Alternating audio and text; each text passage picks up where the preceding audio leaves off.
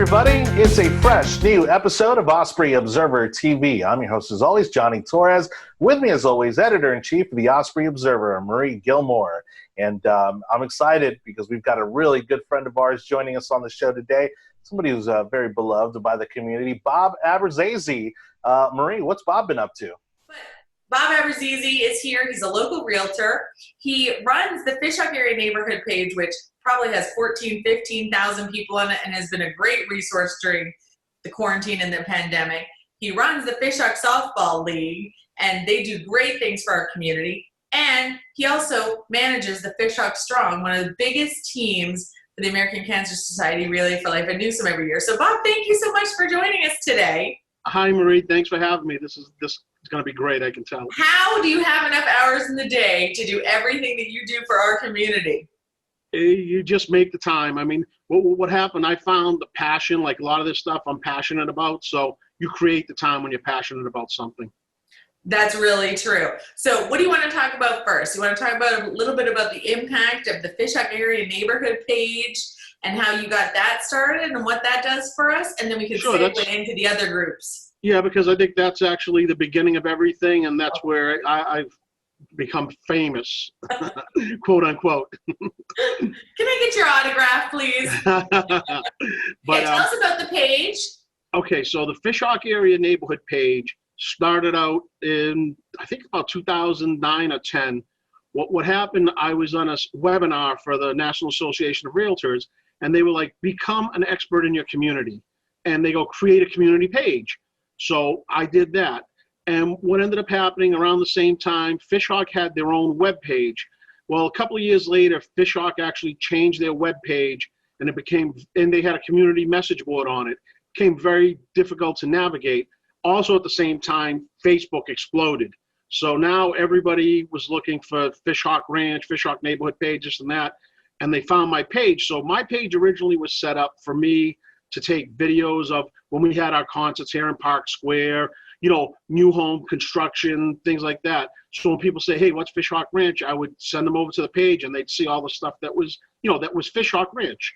Well, it morphed into the community message board. So when I started out, I had 500 people on the page, and I was like super excited to have 500 people on a Facebook page. And then it turned to 1,000, 2,000, 5,000, 10,000. I think now we're up to 14,000. And it's great. I mean, it's become an unbelievable resource. I have people, like I ask questions before people join the page, because I want to make sure, I find out who's at, I vet them to make sure who's on our page. So what ends up happening is people, before they move here, actually join the page because friends of them have told about it. And they're like, I want to find out about the schools, about the doctors in the area, about, the sports for my kids. It's like, it's become a great resource for people, not only that are here, but people that actually are going to move here. Okay, awesome. And throughout the pandemic, it's been a great resource for us to be able to contact which restaurants are open with no contact, with good protocols in place. And I can tell you probably at least once a day, I find something on there to share or to utilize in the community. It is a great resource. And you make sure it's a private page. It's not open to the public. So if anybody starts any nonsense, it's good because you can just kind of. Yeah, just squash it. It is like there'll be none of that on the page. But the other thing too, like you mentioned about the businesses, I'm a big supporter of the local businesses. So I always tell them, I want you to advertise, put your stuff out there, put your menu, daily specials. When people in the pandemic were doing just curbside pickup or whatever, put that out there. Let people know. Say, you know what? Hey, we can't open today because someone got sick and we have to shut down to clean up. Obviously you don't want to post it out, but you don't want people to think you went out of business. You just want people to say, hey, we're taking care of what we have to take care of. We'll be open again in a few days and everything will be back to normal again. So I want to be able to help people out too, because, as people, I help people. Again, when I do these fundraising events, they help me out as well. So it's like, it's give and take, which is, that's what business is all about. It's like everybody has to win. It has to be a win-win in business. Exactly. And you've used some of those relationships and your familiarity with the community to create your FishHawk Strong team. Tell us a little bit about that team. Okay, so the FishHawk Strong team was started out, like my kids were involved with Relay for Life while they were in middle school and high school, and I would help them out. Most of my times there, I was actually taking pictures and video. I was the video guy, so I'd post it on YouTube, and then people could watch the events, and it was really, I love doing it. But then I was like, the kids went off to college, and I'm like, okay, but I still want to fundraise. So I lost my mom to pancreatic cancer. So, obviously cancer is my mortal enemy. So I want to do whatever we can to defeat it. So I decided to start a team, and I talked to Madonna, my wife, and, we decided, let's put something together, because she's been on committee for Relay for Life for years and years. So I'm like, okay, let's try this. Let's see what happens.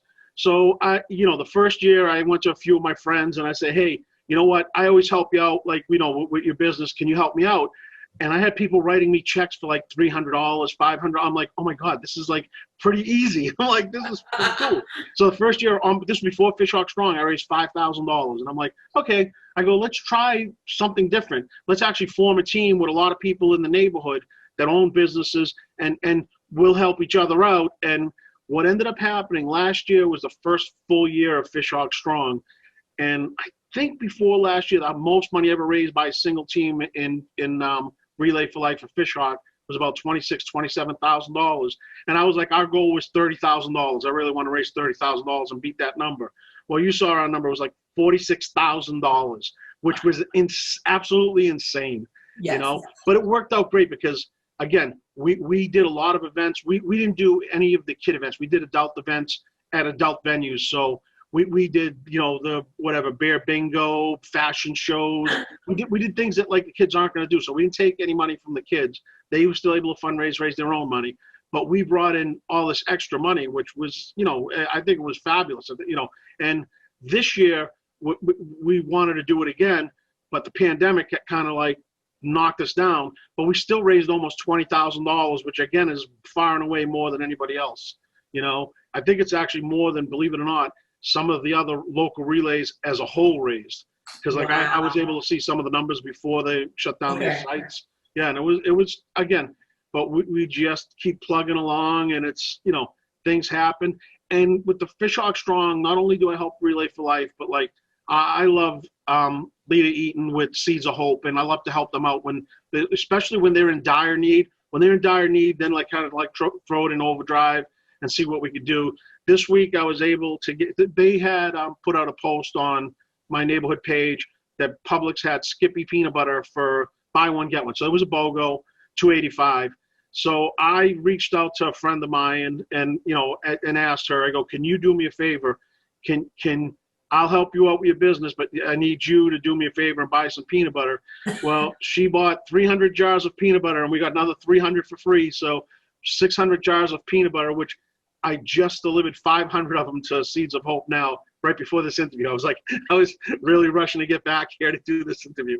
Oh, wow. That's amazing. And I can tell you from a business standpoint, we jumped on board and joined the FishHawk Strong team last year. So the Osprey Observer was a part of it. We came to the Bullfrog Creek Bingo, and I didn't even realize, I'm so glad you mentioned, that your events were adult focused and didn't take away from anything the kids were doing to fundraise. Because obviously our local Relay for Life has a lot of our student teams, a lot of our kids are in community service hours, and just learn a little bit about giving back from doing Relay. So I really appreciate that about that team too. And talking about Seeds of Hope, we actually haven't done one of these interviews with Lita and Seeds of Hope, and now you've just inspired me that we need to get her on board. Get her on, because she's fabulous. You know that. She's fabulous. I mean, the turkey trot, do you remember the turkey trot when it started? Probably had 100 runners, and now it's like the Boston Marathon. There's thousands of people show up. 100%. And Seeds of Hope, for those who aren't familiar, is our local food bank started by a FishHawk resident that is every week at Bloomingdale Presbyterian from 4:30 to 6:30. Anyone in need can do a drive-through, open their trunk, no questions asked, and they receive food for the week for their family. So this is a charity that my children have been involved with, earning some community service hours on a weekly basis. It's a wonderful charity to get cereal, the non-perishable canned food, and peanut butter and jelly, because a kid could survive with a week of peanut butter and jelly sandwiches and a loaf of bread. That could give them lunch for a week. So that's an awesome donation for Seeds of Hope. At the beginning of the pandemic in March, they were serving about 125 families a week, and they're up to 400 trunks of food per week, and they have never turned a person away who needed food. So it's near and dear to my heart. I love Seeds of Hope. I'm so proud that you realized a need and were able to fill that bomb. And that's what I've seen about you for all these years is you really put your money where your mouth is. You get out there and you use the power of the neighborhood page with all the contacts you have, the team mentality with your FishHawk Strong team, and the softball league, which people may not realize is actually the longest running activity in FishHawk Ranch. One of the very first things that ever was created was that FishHawk softball league over at Hart Park. It's still running. I know you guys are dying to get back on the field, and you've so many times done fundraisers at that with the tournament and fundraise for all kinds of causes in our community. We started fundraising on that, I think it was again 2007 or 8, and it was, we had a home, we call this Home Depot bucket we have the $100,000 bucket. It's like, because that's how it started. Our first fundraiser was like, we had games, and we told people just to bring money and throw it in the Home Depot bucket. So that's how it all started. And then we had Mike Berenger, Tim Coffey, Michael Brand, Michael Shea. Everybody was involved. These were the commissioners of the league, and they set up different tournaments for. A lot of times, unfortunately, it's people in our league that someone in their families becomes sick and they're in dire need of money. So we've done this, and I mean, we've helped a lot of families in our league. We've raised well over $100,000 as a league, which was tremendous. When you think about a small softball league, to put these tournaments together, it's a lot of work. I like to help out, but the commissioners do a lot more work than I do. These guys really go out there and they bust it, and they're raising money. I mean, you have to have baskets. We have DJs. Sometimes we'll have bands. We have events in Park Square, like dance parties. It's like all kinds of stuff. It's a very, very grueling fun. Like any fundraising is tough, But the softball one, again, we don't. I pray to God we don't have to do a fundraiser for anybody to leave, because that means nobody's sick. But it happens, and we do them, and we try to help out as much as possible. I mean, we go out there every Saturday. We have fun. We make friends. It was like when I first moved here, I didn't know anybody. I joined the softball league, and that's where I met the first real hardcore people that I knew here in FishHawk. And to this day, still friends with tons of them, and it's just, we're growing old together, which is pretty funny. Oh. but I love it. I wouldn't trade it for anything.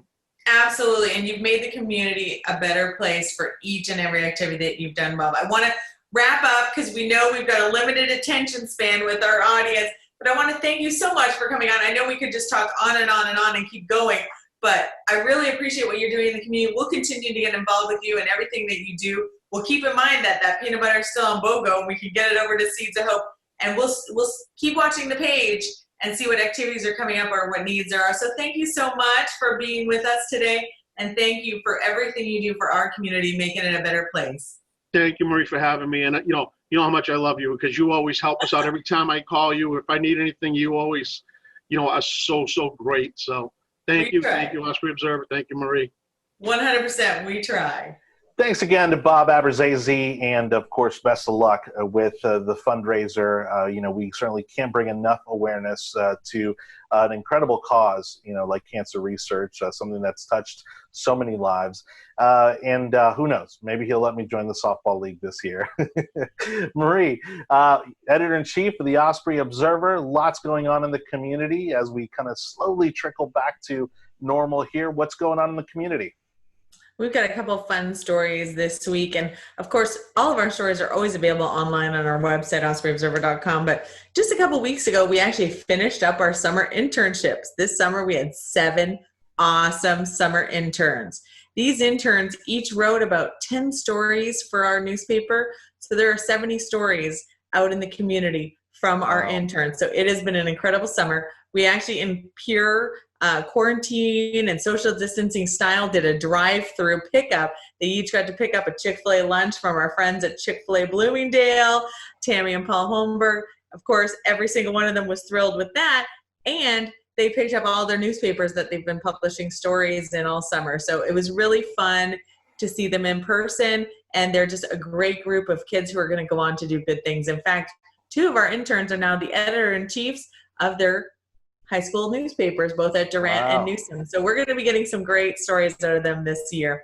Another one is the chambers are starting to have meetings in person again. They're following guidelines and protocols, and they are starting to meet again in September. So check out your local chamber calendars and get involved, and look forward to seeing some of your local business owners in person this upcoming fall. Well, and if you ever need me to do some work for free Chick-fil-A, just let me know. I mean, I'm I'm happy to do it. 100%. Yeah. Well, again, for that and more, make sure that you check out ospreyobserver.com for the best and most local news that you're going to find just about anywhere. Thank you again to Marie Gilmore. And on behalf of Marie and the team at Osprey Observer, I'm Johnny Torres. And this has been another episode of Osprey Observer TV. We'll see you next time.